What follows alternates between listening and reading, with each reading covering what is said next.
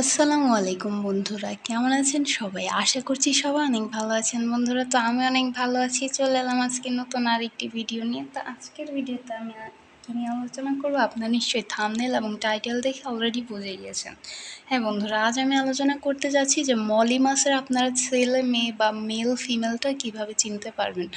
তো বন্ধুরা, তার জন্য আমি একটা মলি মাছ হচ্ছে যেটা ফিমেল সেটা প্রথমে আলাদা করেছি।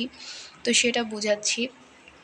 এই মলি মাছটা দেখুন, এটা একটা ফিমেল মলি মাছ। তো এর হচ্ছে গিয়ে ছেলে মাছের তুলনায় মেয়ে যেই মলি মাছটা ওটার সাইজ কিন্তু ছোট হবে, অর্থাৎ মেয়ে মাছটা ছোট আকৃতির আর হচ্ছে গিয়ে ছেলে মাছটা বড় সড়ো হয়ে থাকবে বেশ।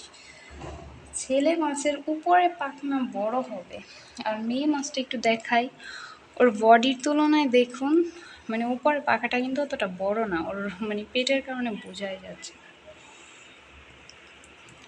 আর নিচের পাখনার সাথে আলপিনের মতো থাকবে হচ্ছে যেটা ছেলে বা মেল মলি ফিশ, ঠিক আছে, ওটার হচ্ছে পিনের মতো থাকে, ওই যে দেখুন।